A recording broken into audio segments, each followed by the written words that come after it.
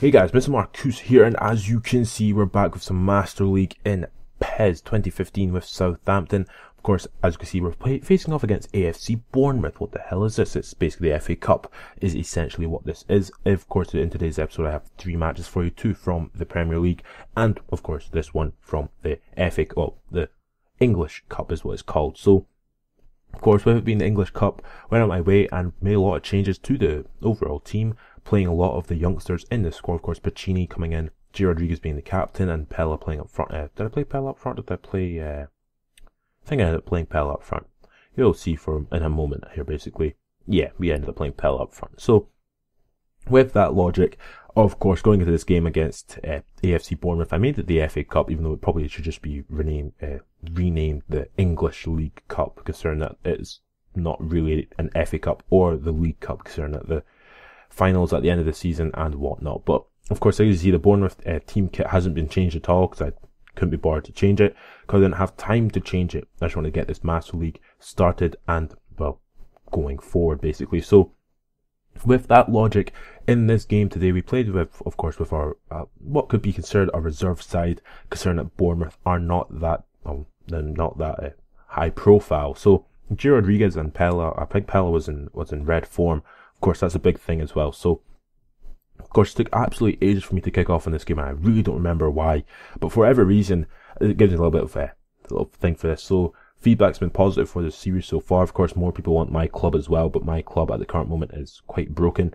It's not broken. It's just it's a bit weird. It's sometimes a bit hard to get matches and whatnot. So, yeah, that's why I'm not doing that too much in my club. Of course, I'll try and get some more out when my exams are finished. But as you can see here, in the first minutes, well, the first 10 minutes of the match, Bournemouth ended up actually getting the first shot of the game away. We end up coming up here into the 12th minute here as James Ward-Prowse just pings into the back of the net from quite close range, about 8 yards out, as he gives us the lead 1-0. For a very nice finish, the goalkeeper came absolutely nowhere near coming close to actually even getting close to it. So, literally a couple minutes later, Junior Stanislas gets through on goal, the former West Ham player, and gives Bournemouth the goal which equalises for them, which is quite good considering that Bournemouth are a relatively decent side in real life as well, which I'm actually not that, well, I'm quite surprised about actually, to be honest, because I didn't think they were actually that good. So, literally a couple minutes later, give the ball back to Pella. Pella just ping it in the back of the net, because that's how Pella is, and Pella will forever score goals like that because of his stature and his control with the ball, his ball control. So Pella scored. It coming up to the 30th minute here, so basically coming up to the half-time mark, as James Ward-Prowse runs up for a bit, gives the ball eventually to Thomas Rosicky, who gets a shot away, and it's a really poor shot, but Rosicky, he's sort of like hands on head, not hand on heads, hands on head. So 2-1 at half-time to Bournemouth. They had more possession than us because, of course, with this game, if you pressure the opposition, they will continue to pass the ball, which is really weird. But I brought Sam Gallagher on at half-time as well as Joel Campbell. As we see here, this is like the last minutes of the match. As Stephen Davis gets a header away, ends up hitting the post, which is quite weird. I didn't actually think James Ward-Prowse would have got to that ball, hence why I sort of hesitated when I was actually in possession. Of course, here, literally, it's the last minutes of the match. I'm just sort of waiting for the time period to come up and tell us how much time is left in the match. Only 1 more minute was added on. Eventually, Sam Gallagher does not get the ball. Now there's Joe Campbell from a Thomas Rosicky through ball, and that was that. So a 2-1 win against Bournemouth in the FA Cup was quite good, considering it's the first round and whatnot. Oh, the first game for us anyway. I don't know if it's the first round or if it's considered the second round, considering that some teams had to play each other in another game. I think they had to. I'm not sure. But anyway, as you can see there, we sort of brought back in the second half in terms of possession. Pella got man of the match, which doesn't really surprise me considering how good he is. I was right, it is round 2. And, of course, Arsenal beat Millwall, Cardiff beat Sunderland, which is quite big in general, really. Everton beat Reading.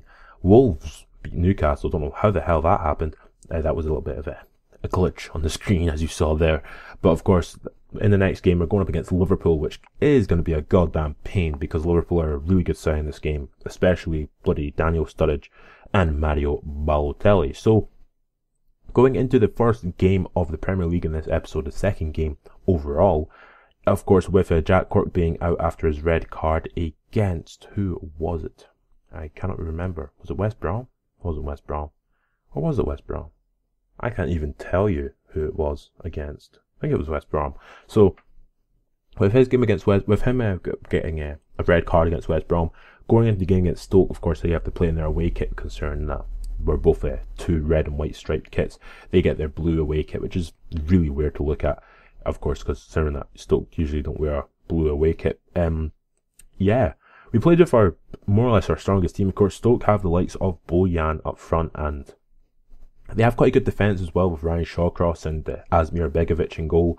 But of course, as you see there, it's raining in Southampton, which doesn't really surprise me. There's Robert Huth. Of course, I'm surprised he's not got his big massive moustache, which he usually has in this game. Stephen Ireland there, the former Manchester City player, which is crazy to think of, considering that he used to play for Manchester City about 5 years ago, which is just crazy.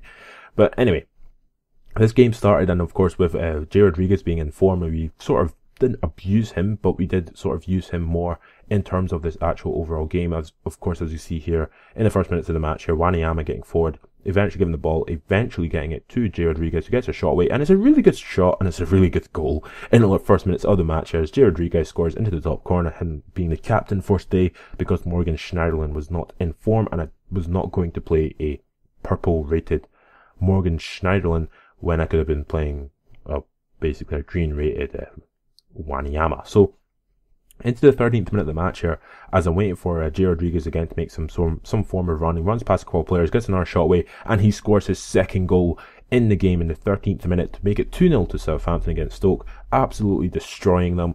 And I was like, oh, I'm definitely going to try and get a hat-trick of Jay Rodriguez. Of course, he's probably my most favourite player in the Southampton squad, as we see a little bit of skill there from Tadic before he gets a shot away, considering the half-time whistle actually had blown already. But Jay Rodriguez is definitely my most favourite player in the Southampton squad. He's fast, he's pacey, he's fast, he has good ball control. I was about to say he's fast, he's pacey. It's the same thing.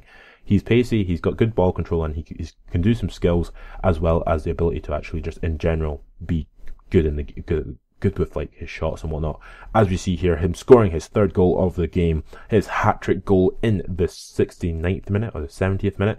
Absolutely fantastic finish from Jay Rodriguez. Of course, did a little bit of skill in the first part of it. Nice little bit of dribbling down outside the box. I don't know what the hell Wanyama's doing and was doing there, but of course, doing a nice little bit of skill to get away from the Stoke defence, take it basically on an out wide, quite a wide curve, for getting a shot away from about 20 odd yards out, and it's a nice little goal into the top corner. Actually it's like mid goal. Really, Begovic should probably save it, but it's a nice finish, and it sort of shows that being in form does show quite a lot with these players. I saw some people complaining that the form doesn't really work with offline.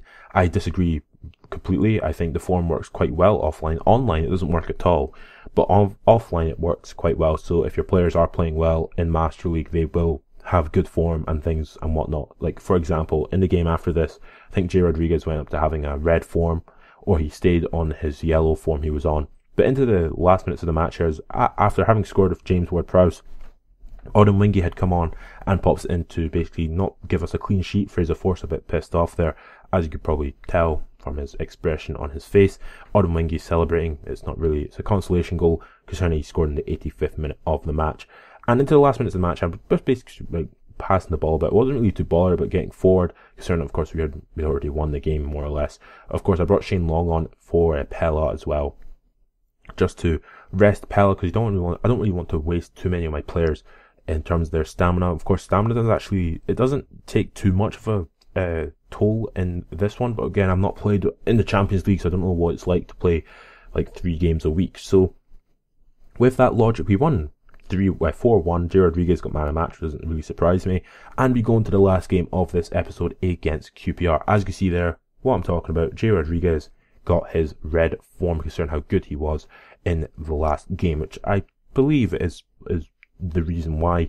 As you see, the majority of the players are actually really poor in terms of their fitness. That was just down to the fact that they had the international break sort of thing. For whatever reason, the international break just takes like nearly every single bit of their fitness away, which is just ridiculous.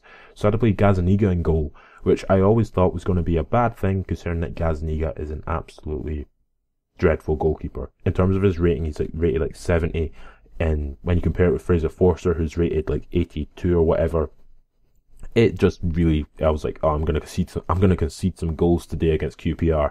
Again, more rain in Southampton today on the south side of England, and again playing against another side who aren't rated that high, but they are quite a good. They actually do have some good players, like Rio Ferdinand and whatnot. Jay Rodriguez, of course, having been in form in the last match. Of course, Morgan Schneiderlin actually back, so Jay Rodriguez not captain anymore. I may or may not make him captain officially. I'm not really sure yet. I probably will end up making him captain because I'll probably end up selling Schneiderlin anyway. So in the 42nd minute here, Pella gets through on goal, gets a shot away eventually, but it's a really easy save for Robert Green.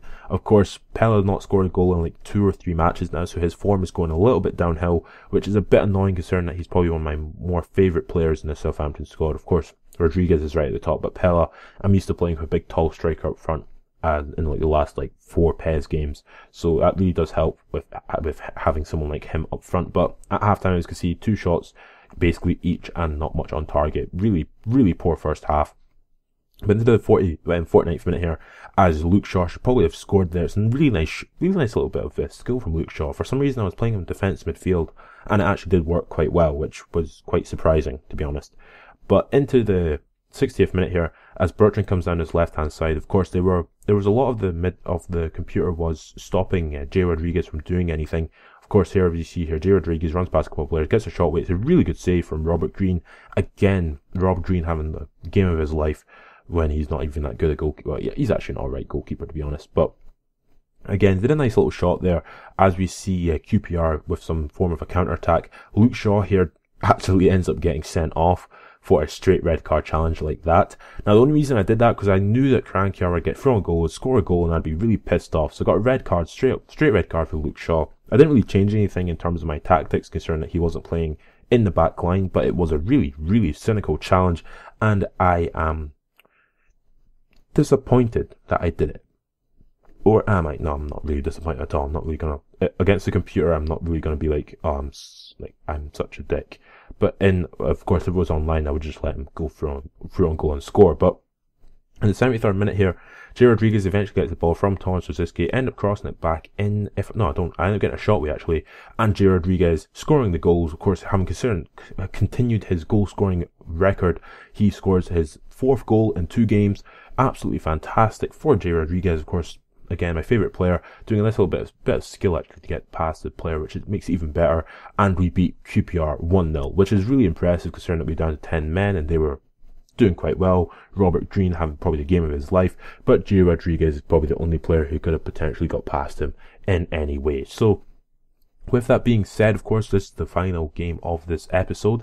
So, yeah. But yeah, there's going to be a little bit of a delay until the next episode of this comes out, considering I have an exam soon.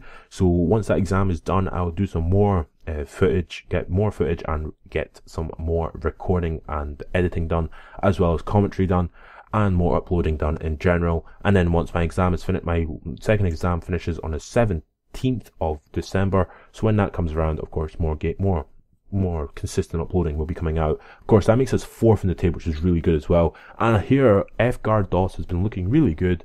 A bit more playing time, maybe all he needs to make that breakthrough. Oh yeah! So we've got a player who's basically a wonder kid. So yeah, if you have enjoyed this video, subscribe to my channel for more, and catch you later.